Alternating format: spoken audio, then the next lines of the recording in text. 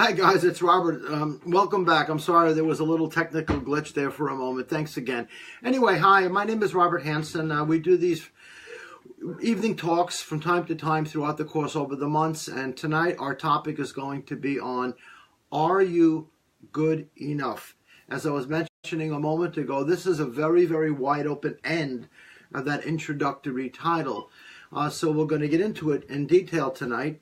We'll be here for about an hour, and hopefully I can give maybe some little insight into this whole concept of what good and bad is, how it affects people, how it affects their decision process, their judgments, very importantly, how they self-examine themselves, their worthiness, their value to other people, their value to their families, and most importantly, their own self-value, how they assess themselves, how they look at themselves, the compliments they provide to themselves, or the sources of great abuse and mental anguish they impose on themselves because they feel they're not good enough, they're not valuable enough, and what drives the source of all of this. So this is going to be our topic this evening. We're going to look into it. If you have a chance and you'd like to, just Facebook me back and let me know if you're enjoying the session, if where you are visiting from. If some of you may be new for the first time, just dropping in tonight. Some of you may be a repeating person who comes as we do these throughout the course of the season. Either way, it's kind of fun to let me know who's coming, who's going, who's staying. And if there is something you'd like me to bring up in the future in terms of a topic, feel free to drop it in. Okay, I can't promise we'll definitely get to all of them, but I will do my very, very best to try to address any of these weighted topics that a lot of people seem to have. Okay, so let's get to it. I'm going to take us way back. And of course, whenever I do this, these talks, this is never over any type of a religious approach or a particular spiritual practice approach.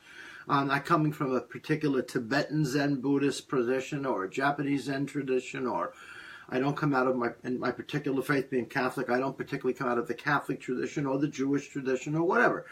I come at it from all the different angles, all the different approaches based upon some 50 plus years of my life work and exploring and expanding in spirituality and meditation, and just my own life experiences that have unfolded, some very minor, some very dramatic, some have shifted my entire being from one place to another, and some have kind of kept me right where I'm sitting.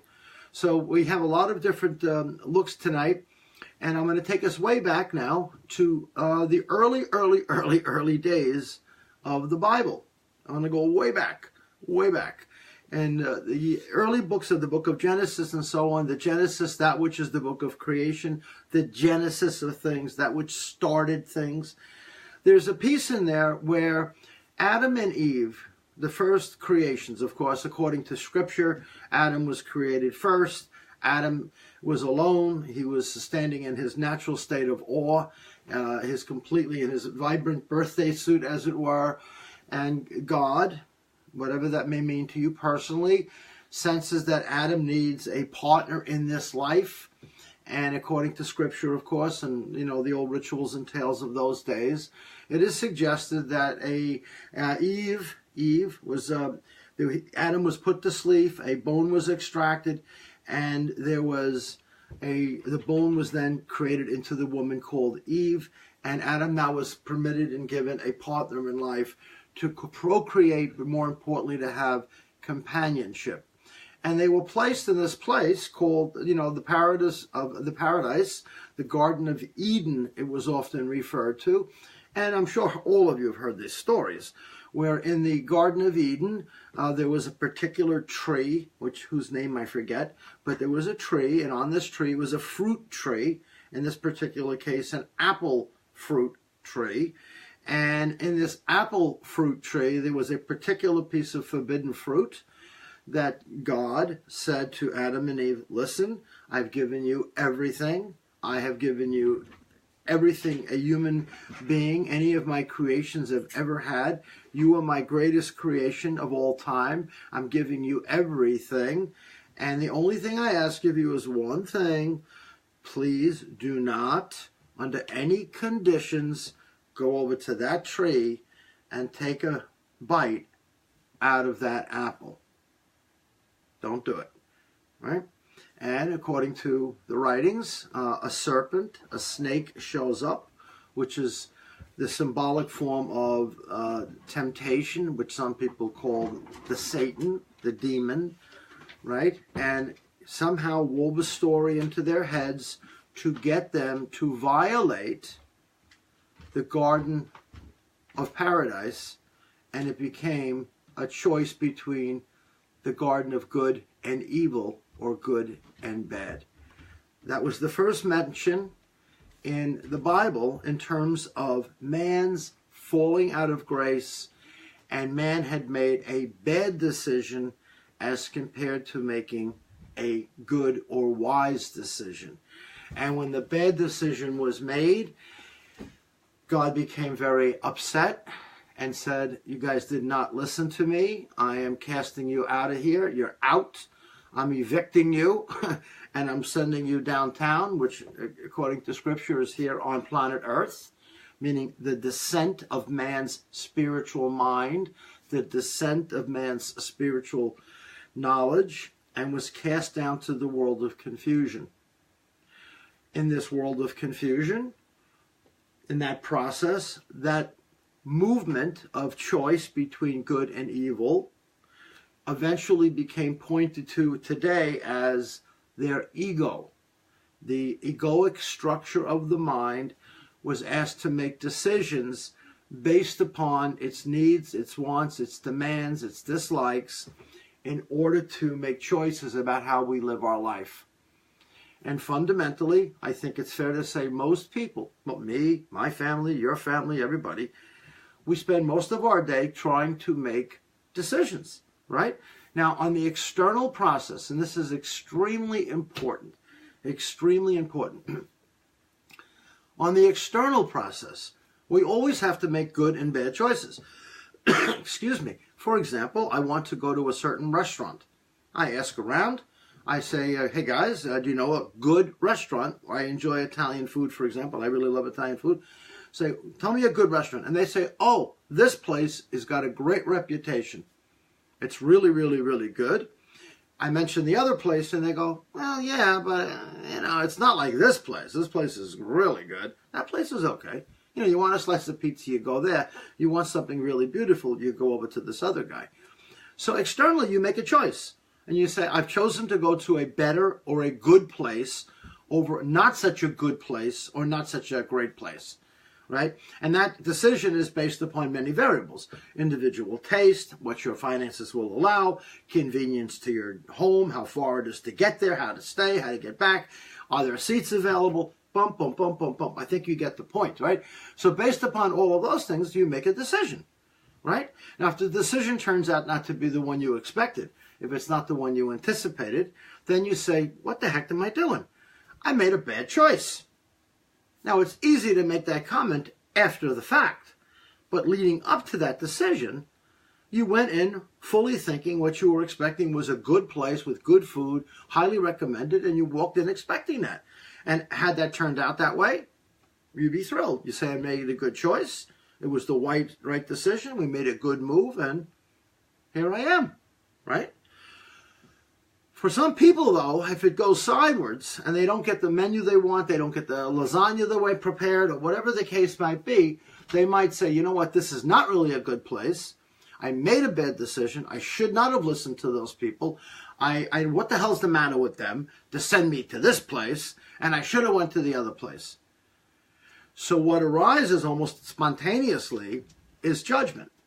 Now, the person sitting there who was told to go to a particular place is not only judging the place, they're judging the other people who sent them to that place, and thirdly, they judge themselves for listening at all to the advice of these very good friends. So what turned out to be, let's say, not a good decision, ultimately, based upon the momentary status of that restaurant's relationship with you, you make this universal decision about them, right? The waiter could have been sick. You could have had a stomach virus you didn't know you had. It could have been a million other things going on there, but in your head, this is what went down, right? And based upon that decision, you have decided that this was either a good experience or a bad experience, right? Another simple example is just push one more out, and let's say you're going out to book a vacation. right? And you get a travel brochure, and it looks like a place in the Bahamas, and it seems like a beautiful place, a lot of sunshine, a lot of rolling waves, pina coladas, the umbrella drinks, the whole ticket. And you and your spouse, your family, your boyfriend, girlfriend, whatever the case might be, you decide to book the place, you set aside your money, you get off from work, you get your new stuff, you get your new bathing suits, you're getting your little pre-tan, you're doing all the stuff you're supposed to do before you go away, and you get down there, and the brochure looks beautiful, the sparkling waves, and the pink towers, and the whole bit. And you get down, and the food is lousy, and the weather's bad, and there's bugs all over the place, and you become very, very disappointed. And you say, what the heck happened here? This was supposed to be a 5-star place. It's like, it's terrible. And of course, you take the appropriate steps. You go to management, you say, well, what the heck happened here? And they look at the brochure and say, well, yeah, that was us 5 years ago. That's an old brochure. There's been new management. We've converted our hotels into more of move in and out kind of people. It's a very transient place now, and we just do a lot of flip weekends, and we don't really maintain a steady staff. It's kind of like go by yourself. And then if someone only told me, I didn't know, I want my money back, slam, slam, slam, bang, bang, bang. And what happens then is that you once again not only become upset because you say to yourself, A, I should have researched this further, B, I didn't get other advice, C, I was thick-headed and I just wanted to go there and I had to have this vacation I thought was going to be awesome. And then once again, we find that the situation doesn't unravel the way you thought. The beds are bad, the food is bad, the weather's terrible, all of that. And here we go again. We are judging the hotel, we're judging the brochure, we're talking to ourselves about how we should have asked other people, we're beating ourselves up. I'm no good at this, I can't do a damn thing right. What's wrong? And we begin to punish ourselves again. So what then, on a basic level, decides what is good? Right? What's good?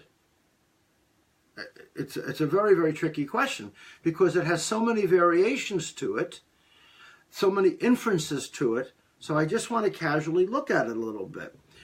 When one is taught what is good, right, when one is taught what one is good, that is a cultural thing. That is something that you grow up with in the family of your origin. It is something that you grow up in the culture of your conditioning, meaning if you're born in France or if you're born in Australia or something, whatever the place may be, you grow up with a certain territorial environment. You grow up with a certain social environment, and woven into that social environment is not only the bigger environment of the country itself, right? But you have areas, regions, states, provinces, which shrink down, shrink down, shrink down, and you wind up basically living in your own neighborhood, and when you grow up. And in your neighborhood, it might be good for certain things to take place, and it might be bad for other things to take place, which, again, we'll address in a little while. So here you are living in a particular community, and they might say, well, it is very, very good.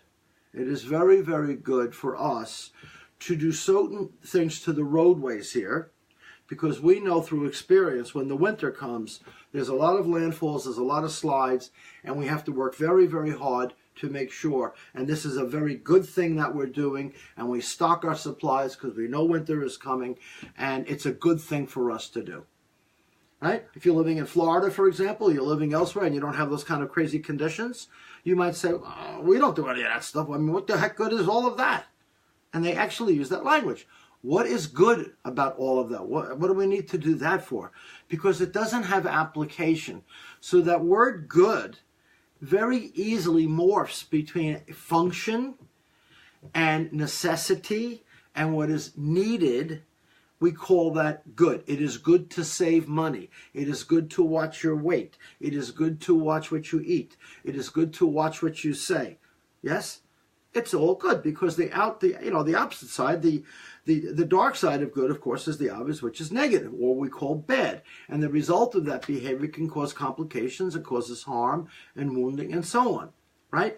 So depending upon your social culture, depending upon your religion, depending upon your parenting, depending upon your non-parenting, depending upon not having a religion or any kind of grounded spiritual work, you may fly just by the seat of your pants and just say, I don't pay attention to any of that stuff. I just do what I feel like doing, good or bad. I don't care what happens. And I meet people that are like that. They are so self-absorbed, they don't care what their behavior does to people one way or the other. They could care less if it's good or bad. As long as it makes them feel happy and doesn't make them feel upset or sad, they're good with it. They don't mind.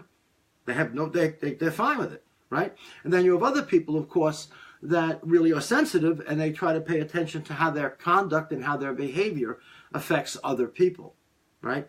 So that good piece morphed like this, whoop, and it became part and parcel of spiritual and religious law.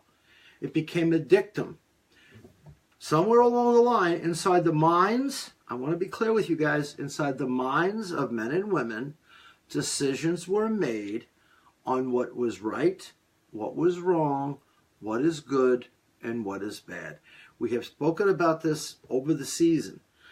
If you are coming out of a radical place like ISIS, right, the radical, hysterical, fanatical Islamic people, I'm not talking about the beautiful Islamic people as a general statement.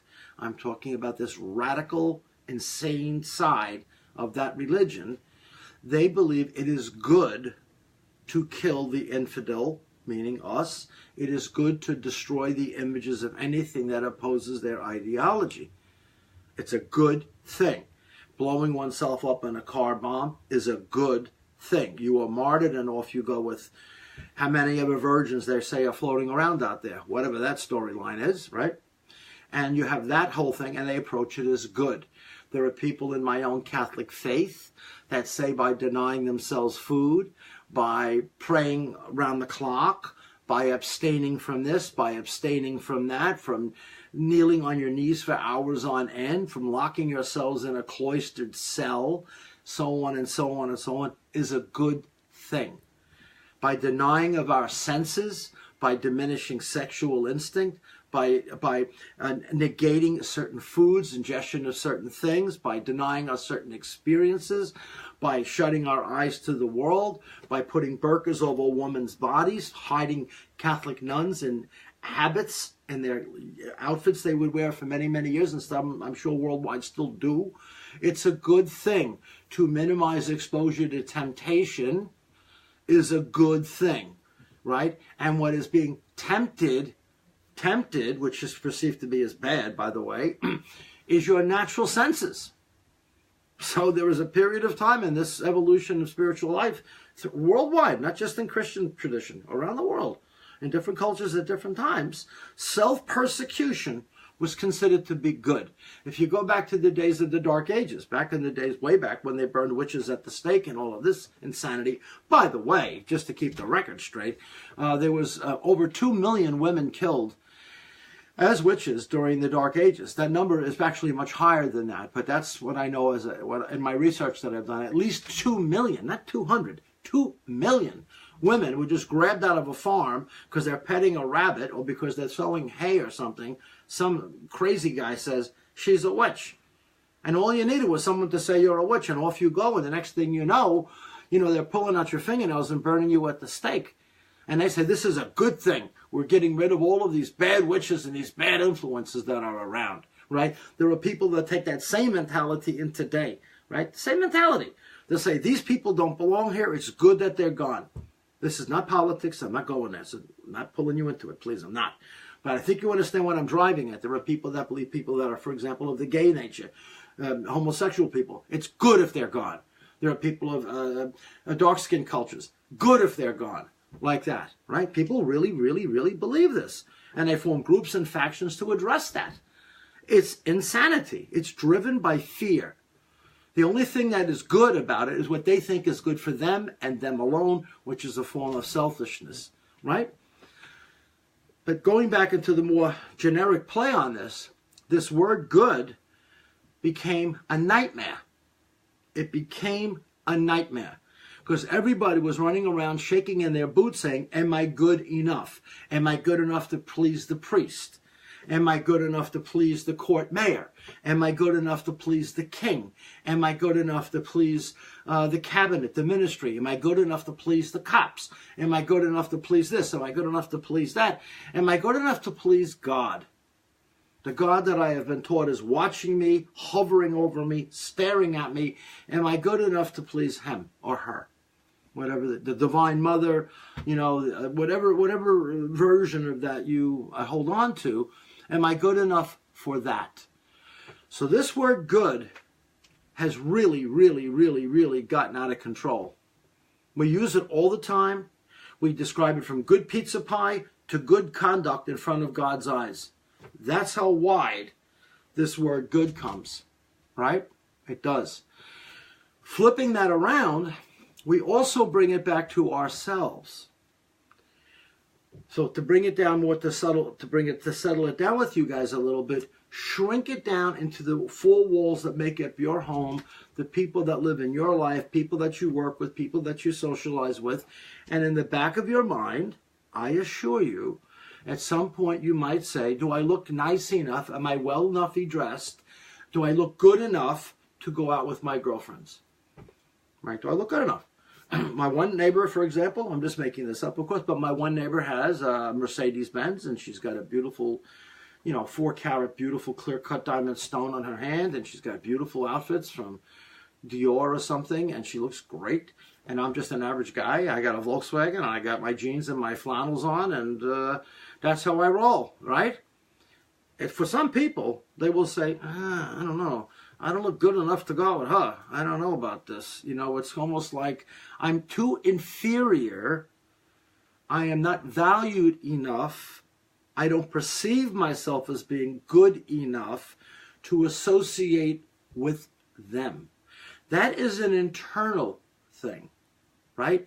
Now, it's another thing to say, I want to be a hockey player, a professional hockey player. So the coach comes out and says, can you play? And you say, yeah, I can play. Okay, get on your skates, lace up, let's go. Go out on the ice, get the twig or the hockey stick, and let's go see what you got. And you get out there, and they're running around you like you're standing still. And he says, I appreciate your effort. You're just not good enough for this club. These guys are very talented guys. They're very, very, very good players. They're professionals. You're not going to mix in well with them. You either take that as an affront, what are you talking about, I'm not good enough, or you deal with it and say, I can see what you mean, coach. I've got a lot of work ahead of me, and I may never be good enough to play at this level of production. And that is a reality check. It is. It's like a pizza parlor, a hockey game, or buying a car. There's no difference. Just because you want something and it's good for you, it doesn't necessarily mean you can have it or acquire it. You may be completely convinced in your heart and soul the guy across the street is a woman, let's say. And let's make believe I'm a lady for a minute. I want to be married. And I say, that guy's going to be great for me. He would be good for me. Your sisters, your brother says, he would be good for you. He's got the right kind of persona for you. Right? And you kind of put in your head, yeah, he would be good for me. And you start pursuing it in some way. And the other guy says, wait a second, whoa. I'm not looking to get married. I'm moving out of town. I don't know what you're talking about, but thank you. But no good. I'm not here for you. And you become despised. All of a sudden, your heart explodes. Like, what the hell? What's wrong? I'm not good enough for you? What's the matter with you? I'm not good enough? No, I didn't say that. I just said I'm not looking to get married. You see how easily that happens? So when you put the two variables in, one is the external, right? A measurement device out in the world. There is nothing wrong with that, as long as it is based upon clear thinking, clear choice, investigation, analysis, dissection. You look carefully at what you're going to spend your time and money on. That's making a good decision. It's a good choice, right? To sit down and pay attention. That is a sign of a developing, mature mind, right? That mind knows to advance into something or hold back from something, to get rid of something or add something. They make good choices, and if they find out those choices didn't work out the way they had anticipated, based upon their best or good decision making, they receive it as a lesson learned, which is a good thing. They don't beat themselves up over it. They see it as a big positive, because now they say, oh, I never thought of that. God darn it, I never thought of that. Next time I make this decision, I will include that information into it. And that's how you begin to build experience. That's the normal process of experience building, right? But internally, it becomes different. Because now the flashlight goes from out here looking around at something to whoosh, The camera lens is right back on you, and the very person that is judging is you, right? Before, you're judging the car, you're judging the pizzeria, you're judging the other person, so to speak, to make a good decision, right? But now the lens is back on you. So now the source of decision making is one and the same, right? You are now the car and the pizza pie at the same time, and you're also the person deciding if this is good or bad, right? That's right. And because of that, there's a term for this actually in psychology. They call it introspection. You start to look inside yourself. Intro meaning to go in, spec as in spectacles, eyeglasses, right? Introspection. Go look inside at yourself.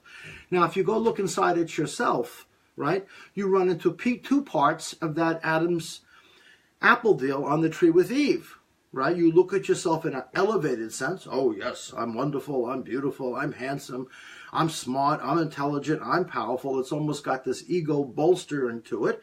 And that is fed a lot by your upbringing, your parents, your coaches, your teachers, your school, your friends, your classmates, based upon a sense of well-being, your genetics. All of this stuff cultivates a sense of identity. Your ego takes on this position of, I am good, I am valuable. Nothing wrong with that at all, except if you become attached to it and you minimize others as a result of it. That becomes a superiority complex. Your arrogance comes glaring out of that. Vanity comes bursting through the doors on that one. And the next thing you know, you've got this smug, arrogant, you feel like cracking them across the head kind of a person who just sits there and thinks they're better than everybody else. You know, I'm better, I'm good more than everybody else. That's me, that kind of a person. And that's male or female. There are athletes that do it. People posture and bow to these guys, and they can't understand why they're acting out the way they act. That they deify them, make them into God figures almost, right? They make them almost like psychological superstars in their minds, right?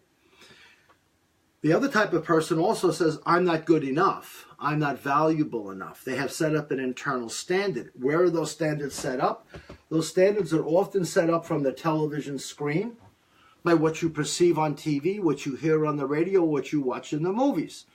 I don't know about you guys. I mean, I got 4 children, right? And my youngest daughter in particular, you know, she's 22. She's in this 22 bracket, and they do a lot of these selfie poses, and, you know, she'll do it with her girlfriends and stuff, and it seems that it's very fashionable, even with the older women, I guess. I don't know.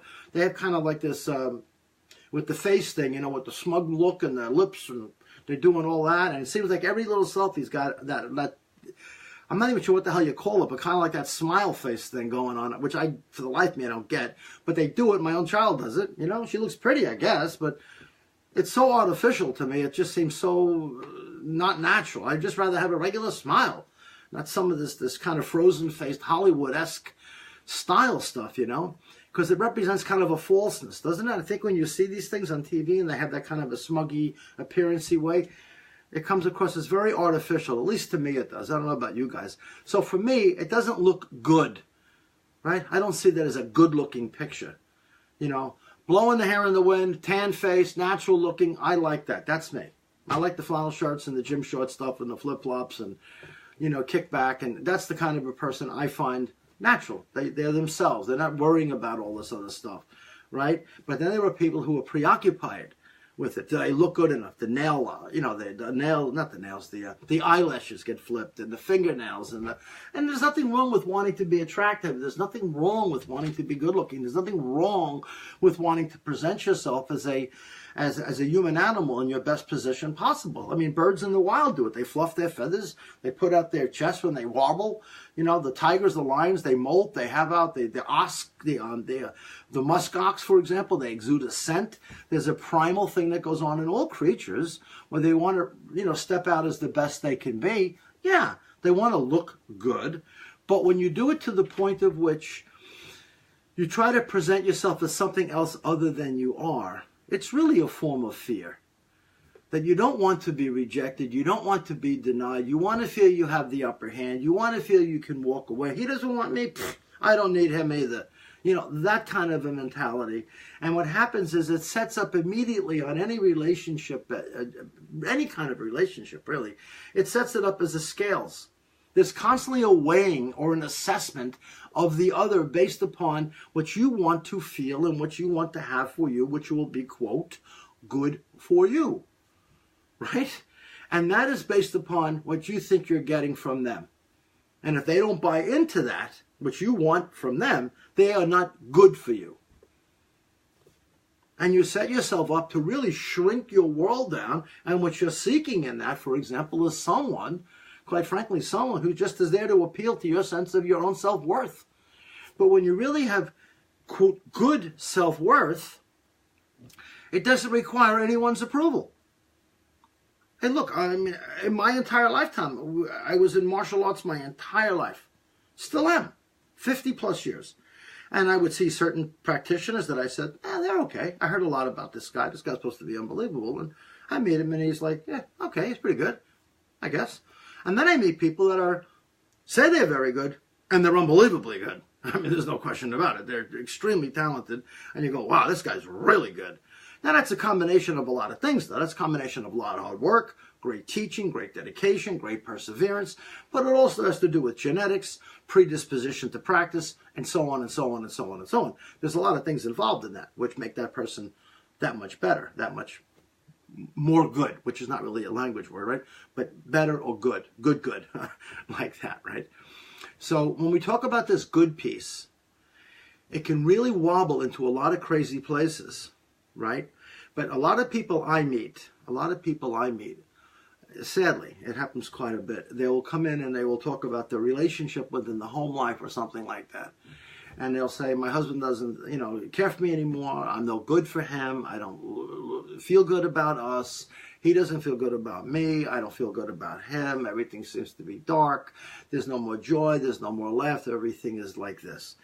And that person is waiting for them to change. They're waiting for you to change. And you wind up biting your lip and just moving through the existence of a relationship just to get through the day to the next day, hoping somehow magically it's going to transform back to the way it was when you first met. Oh boy, right? Because we're measuring the past into the present. And we're using the thermometer of what is good and bad based upon the past, right? Which is perhaps when you were 20 years old and trim and gym tight, and you presented yourself with a certain energy and a certain style, and they did too. And now you're in your mid-60s, and things have changed dramatically. The body, the experience, the wounds in life, the scars, the rising and falling of emotions, the death of people, all the sicknesses, all of this factors in. And you say to yourself, I don't have a good marriage anymore. I'm not in a good relationship. I don't feel good. What you're really saying is the relationship external to me is not filling me up like it used to. Right? And if you really get honest and go back, you will find that you felt good about yourself because they said you were valuable enough to them to commit to each other. And that does feel good. It does feel good to have a soulmate. It does feel good to have someone that you really, really feel connected to, right? But in real, in real connections, though, that good and that bad, and we're going to get to Mr. Bad in a minute here, that bad part really doesn't factor in. It really doesn't, right? Your genetics, your biology, your observation, your willingness to really look and be deeply honest within yourself, that is the measuring stick of a relationship with another. It is not based upon just self-inner demands and wants, right? It has a lot to do with acceptance and a wide range of other topics, which we're not going to get into tonight. And conversely, that's happening from them to you too. They are making a decision about you internally. Is she good enough for me? Will she be a good mother? Do you think she'll be a good wife? Do you think she'll work hard? Will she be good when I'm off on doing my job as a military guy and I'm going to be overseas for 6 months? Will she be good to my kids? Things like that. There's always these decisions that are rolling through the head based upon expected performance. And that's what people decide if it's good or bad for them. If you perform well, it's good. And if you don't perform well, it's bad. Right? This is how most people go through their day. But when they really put that lens back on themselves, like I was talking to before, either they are completely ego-driven and they're off the deep end with narcissistic tendencies and they're out there, I'm wonderful, I'm special, I'm beautiful, I'm unique. Everybody wants me, no one wants you. I don't care what you do. Kiss my hiney, I'll get somebody else in 5 minutes. That whole thing, right, arises. And of course, on the other end, which I was alluding to before, they don't feel good enough. No one will want me. No one will take me. He can do what he wants with me. I'm not really worthy. I'm not valuable. I'm not beautiful. I'm overweight. I'm ugly. I have this. I have that. I got a big beer belly now. My beard's down here. I don't feel good. I'm just a slob, and I'm no good to anybody. And I just take what you want me. You want me to sleep in the garage? I'll go sleep in the garage. That kind of a thing. And you have those extreme opposites in that value system, right? And what drives the value system is someone says to themselves, I am not worthy, I am not good enough, therefore, they don't change. They accept the fact that they're no good. And they almost find a kind of like a pleasure in that, and they also kind of get off the hook of responsibility.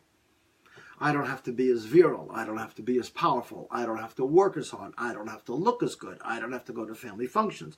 I don't have to go out with my wife. I can sit around on the couch. I can hang out with my fishing friends. I can go get drunk. I can do all of this stuff, which is good for me because the ego and I don't get along too well. I don't like what I am. So therefore, I'm just going to avoid myself and not deal with any of these negative things. And that will be good for me to do that. You see how complicated, well, not really complicated, but how complex this very bite of an apple became. That one bite of the apple back in the Bible days of good and bad, the land of good and evil, that good and bad, the world of good and bad, the bite of that apple has historically been what has begun the polarization of humans. Now, to all opposites, the opposite of daylight is darkness, right? Now, for some people, daylight is not good. They've got allergies to the skin. They live in a hot, arid desert place. It's cooking outside. Not all daylight is good for people. And conversely, some people really thrive in the darkness. They are night people. They are nocturnal. They flow better. They move in and out of the shadows, so to speak. I'm not saying in a negative way. They just like to work night shifts. They like to be up at night. They enjoy the nightlife. They don't like the craziness of crowds during the day. They like the 4 o'clock in the morning hot cup of coffee on the deck in the summer, 3:30. They love to see the birds get up. They love to have the sound of the hooves of the deers coming out of the forest. They love the barking dog in the distance waking up the farm, whatever it is. And they really settle in to that. So when there is light, there is an opposite dark. This idea that darkness, blackness, deep darkness is always bad is crazy, of course. And it's also the same thing with with clearness or white, that the brightness is always correct, right? In both of them, there is this good and bad. So what makes something bad? Well, let's take a look, for example. I'll give you some ideas. I'm going to slip this watch off for a minute. A little tight on my wrist here. Some ideas are as follows. I'll give you an idea. For example, in bad guys, criminal guys, right? Felons, guys that commit bad crimes, right? Bad crimes, meaning they hurt other people, they damage other people, they bother other people, they steal, they hurt, they murder, they rob, they pillage other people. All of that, right? And they go into that with the idea that by doing bad things, it's a good thing. They associate with other guys that are just bad like them, and they say, oh, this guy's a great guy. He's a good guy. Oh, my God, he knows how to burglarize stores like no one I've ever seen before. This guy's great, right?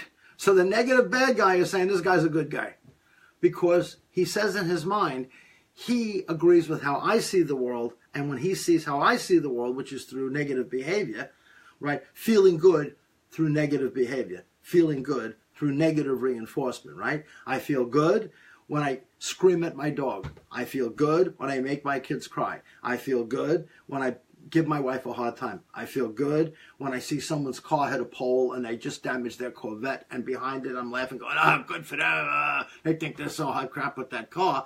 And you find a sense of fulfillment in negative behavior towards others.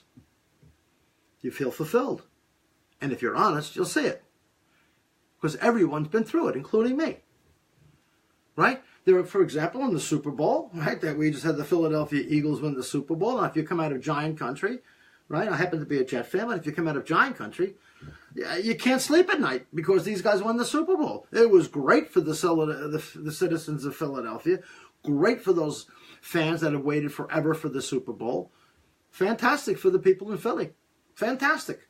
Many people wanted to see Tom Brady fall, and he did, because they felt he was arrogant, this, and all that stuff, right? So it was good that he fell. The king was taken down.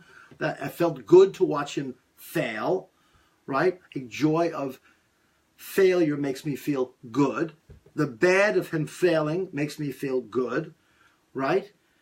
Now, I used to, guys that I know that are Giant guys, always loved the fact that the Eagles, as a football team, never won anything. So that we had bragging rights, or they had bragging rights, really, as Giant fans, saying, we won the Super Bowl as Eli Manning, the whole bit. The Eagles stunk, bump, bump, bump, bump, bump, bump. You're never going to win. You're always going to be the bridesmaid. Now, they got to shut their mouth. They got pretty much. And say, now the Eagle fans can say, well, we have one too, and by the way, we just got it. Where's yours this year? Right? And it goes back and forth again. Right? This constant competition of good and bad. Right? It's very hard for the Giant fan to say, I'm really happy for the Eagle fan. It's good for them. God bless them. And the Eagle fan says to the Giant fan, it's great for the Giant fan. That ain't happening. That's not happening in competitive culture. It's not. You're not going to get it, and it would be fake and a lie if you did it, because it would just be baloney. Right? So the good part is at least you're honest about it. And the bad part is, unfortunately, someone's got to suffer to get the other side. That's the good and bad part of that, right? So bad always depends upon, again, like good, how you perceive it, how you sense it, right? There are foods that I can eat, for example, that are bad for my son. He eats certain foods, it just doesn't sit with him right? There are foods that I used to eat and drink, I used to drink and all that stuff, that were bad for me. The result of my behavior was bad. For the guy right next to me, the same exact meal was very good for him. Great. But for me, a nightmare, right? So externally, on the bad part too, we have to make our decisions. Nothing wrong with that, right? This is a bad choice. This is a bad thing. This is a bad place. This is a bad vacation. That's not a good car. It's a bad car to buy. Don't buy it. All wise decisions. However, like I mentioned earlier with the good, when you turn that camera back onto you personally and you start addressing yourself with judgment, I am no good. I am bad. I did a bad thing. I do bad things. I act in a bad way, right? And you continue to do so. One thing you may want to consider is asking yourself, why? What pleasure, because that's the only reason why it is done. What is the pleasure or the fulfillment about doing negative, bad things to others? And what fulfillment do you get about doing negative and bad things to yourself? The way you abuse your physical body, the way you abuse yourself mentally, the way you place perpetual judgment on yourself. You look in the mirror at 25 years old, you're a gym guy looking in the mirror, you look great. You know, you say, wow, I don't look too bad, look pretty good, the girls look good, I got a new shirt, look tight. Now you're 65, right? You look in the mirror, there's more wrinkles, there's more bags, there's more lines, right? The body is a little different, right? The clothing is a little less. And you say, I don't look too bad, I guess. You know, it's okay, I guess I can get by. You know, that kind of a thing. And you begin to identify yourself through that same egoic structure from way back, and you start to make opinions on yourself depending if you're good or bad. And those opinions are either accelerated or diminished based upon the movements of the outsiders in most cases. They will say, what are you thinking about? You look great. Come on, let's go. But you go, all right, I'll go, but I don't look great. I'm telling you right now, it's going to be a bad night. I'm not going to have a good time. And you've already projected and forecast into something on a negative way. You see?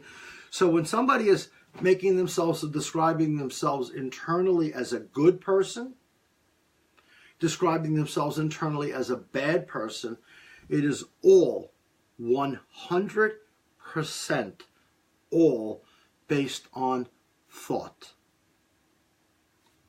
Thought. Period. All of us have thinking. Every one of us.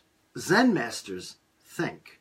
Don't suggest for 1 second that they don't think. You have to think how to drive home. You have to think about putting the key in the car ignition and things like that. There is a certain amount of necessary thought for, please listen to this, necessary thought on practical matters. You have to think and make a good or a bad decision about buying a house. I don't care if you're a Zen cat or you're the average guy.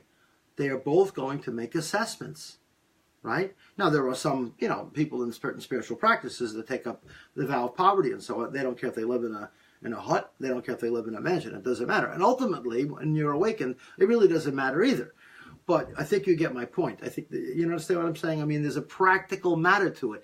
If you have to open up a Zen temple in Manhattan, you have to make a good decision where you're going to put it, right?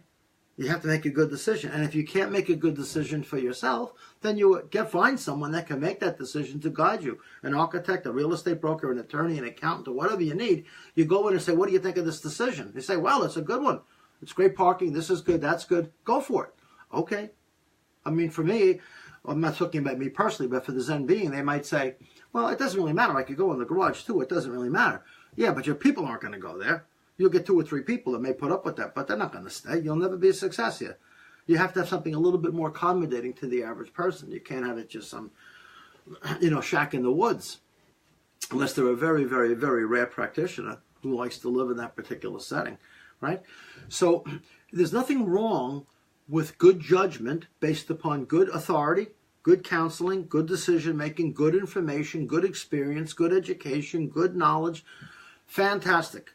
It's a tremendous gift we have been given as a human being, to access the mind, to sense our emotions, to make good decisions, to avoid bad decisions, harmful decisions that harm us, our families, people that we love, harm this beautiful world that we live in. All of that is wonderful. All of it. It's great, right? However, when we go back inside, and we start applying these necessary levels of thought to survive, quote unquote, in the practical movement of the world, they are important.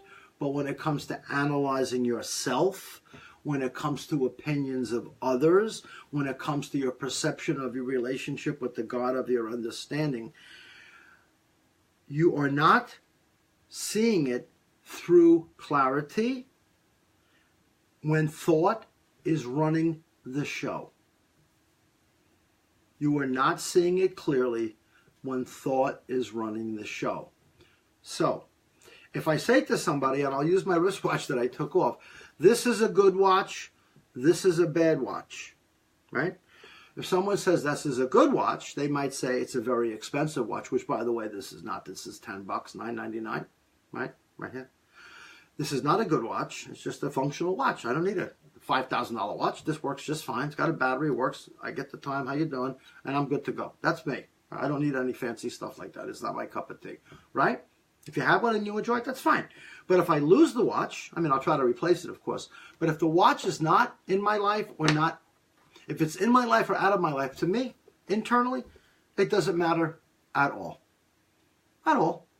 It has a certain financial value to it, and it has got an efficiency value to me. It's something I need, I guess. But I could replace it. I could get something else. I could temporarily look at another clock. I could look at my phone. I could work around it. But I'm certainly not going to base my judgment on my human beingness on a watch, right? Oh, you don't have a pair of this or that watch, or you don't have that kind of watch from Germany with 19 crystals in it or something. Pfft, you're not like one of us. Look at our watch. Look at that watch. Are you kidding me? That watch is not that good. Are you kidding? All of that inflation of well-being, that inflation of this egoic insanity driving through you because your personality is based upon some a piece of plastic and some leather or whatever, is crazy, right? But people do it all the time. Oh my goodness, can you not see it, right? So, as I keep repeating tonight, the good and bad decisions on the external process are great. Go with it. If you're not sure, ask for help. But internally, what if you did not judge? Now, again, this is not religion, right? But the Christ figure said, one of the comments he made, and this is echoed through many spiritual teachers throughout time, not just the Christ figure, many, many. Don't judge, lest ye be judged. And he wasn't just talking about a court system where someone's judging somebody, which of course it pointed to, yes, right? But when people judge, and if you're really honest, you're going to see it in yourself. You will, that there's a certain heightened sense of exhilaration and there's a certain sense of control and power when you're judging somebody, right?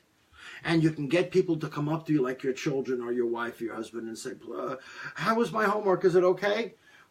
Yes, it's okay. I absolve you. Off you go. Whew, I got through that. Or you have your annual renewal at work and you get your job and the boss says, I'll judge how you performed. Sit down and I'll let you know. You know, that kind of a thing. We'll judge your work. To a certain level, that's good. But they're not just talking about your work. What they're doing is going under the surface into your gut and saying, we kind of own you and we want to see how you respond to this feeling. Now, a free horse or a free person will kick up against that. Someone that has become submissive and slave-like and almost conditioned to just constantly diminish themselves will say, okay, whatever you tell me to do, I'll do. You know, that kind of a thing. And that's not what we're referring to here. That becomes, quote, bad, right? So this judgment becomes bad. But what if you just looked at this watch and didn't even call it a watch? Just looked at it. What would it be? It would be some kind of a utensil that just sits there. It doesn't have a good or bad. It really doesn't. If the light that's on my face is good because it illuminates my face, if I turn it off, it's bad for this, but it might be good for my eyes to rest. So it's not a bad thing, right? It all depends on how its function is in terms of its efficiency for you too. But when we bring the good and bad back to our personal selves, you are setting yourself up for the judgment of other people to let you know how they see you and in turn how you see yourself. And that will be received either with acceptance, resistance, defiance, submission, something. Try to not judge at all. See if you can meet somebody, sit with someone that you're familiar with, your wife, your husband, on a day in, day out basis, and see if you can just be with them with no judgment. Nothing. And when judgment starts to rise and fall in your head, see if you can notice it. And say, where is this judgment, or what is the need for me to judge her inner being? Why do I need to judge her? And why does she need to judge me? And if you look honestly at that, you'll see it's all based on fear. Fear and control. People that are truly free, relaxed, at ease, judgment is a very, very, very small piece of them. Other than practical purposes, there is none. They don't judge. They don't judge. Because they know that judgment is spawned out of the ego. It's spawned out of the apple bitten on the tree. And they know that if you decide to use your ego, if you do judgment, you're going to be cast down, as it were. Right? This is metaphor. It's old Bible stuff, right? It's to kind of create an idea in the brain. It says you will be cast down here, in other words, away from paradise, and you're going to have to struggle day after day to get through the day. And there are people who see this, who know they're going through it, and they enter a spiritual practice because there's a piece of them, right? A big piece of them that wants to go home. Not by physical death. I'm not talking about that. They want to go back to the place where they began. They want to go back to what is referred to as the original state. This is known as the enlightenment state. And Jesus, just to use him for a moment, he would call this salvation and the entrance into heaven. A place where you go back to the beginning. Before the apple was bit, can you return there? Now, depending upon your culture and your upbringing and your religion, many people will say that cannot happen. That can only happen to the one man that died on the cross. Nobody else will be given that. No one. And other cultures will say, all of us can arrive at that. And I personally feel that the man on the cross was telling everybody, you all can come and arrive too. You all can. You will all be called to do this. You're all going to be called. Whoop, come on, come join me. But very few of you will choose or understand how to do it, and you'll just slip back into your old behavior, which is your karma or your internal mechanism based on Buddhist thinking as you are right now. In other words, you can't see any more clearly than you're seeing, or you would see it, right? So don't beat yourself up if you don't see it yet. You're just not ready to receive it yet. It's like falling in love with yourself, right? If you're not ready to fall in love with yourself, I mean really ready to fall in love with yourself, you're going to punish the hell out of yourself, or you're going to become so arrogant that people can't stand being around you. And either way, you're trying to protect yourself or defend yourself from something, right? But when you come to that place, when you see life living in its awe in this moment, that you sense that you're connected to everything, that this one consciousness blossoms life, and in that consciousness there is no judgment. Judgment is only born, good and bad are only born in the mind structure of men and women. Even the smallest animals out in the wild, right? In the wild, right? In the Amazon rainforest, they eat certain things, they don't eat certain things, they live in certain ways, and they avoid certain predators that come to eat them. They don't say it's a good thing or a bad thing. That's a good monkey, that's a bad monkey, that's a good scorpion, that's a bad scorpion. Humans do that. They just instinctively avoid which is harmful and go to which is naturally good for them. That's all. They move naturally. And we have forgotten that in most cases, to move naturally. We are moving more like robots through our conditioning, through the teachings, through the electronics, right? These are just words coming out of my mouth just to stimulate conversation with you guys and stuff. Some of you may, for example, judge this recording and say that was a good night with him, that was a bad night with him. Did you have a good reading with him? Did you have a bad reading with him? It goes on all the time. And you are constantly setting yourself up for failure or success. It's just the way it works. And as a result, let's say it's 50-50, okay? 50% of the time, you're miserable or on some level of unhappiness. And the other 50% of the time, you have some sense of acceptance and perhaps some breakthrough points of joy. That's crazy way to live your life. That's like throwing half your life away out in the garbage can. So what if you just received each moment as it comes? Allow yourself to unfold as you are in all of your sacredness and all of your beauty. And if you are in an experience, you say, this is the experience I am having. Is it enhancing my life? Is it enhancing a sense of well-being? Or is it not? Now, if it's a situation you are in and you can't get free of it, right, and it's not really enhancing you, then you settle into it, handle it the best you can, and wait for the shift to come. If the shift does not come, then you come to accept that which is. Not good or bad. It just is.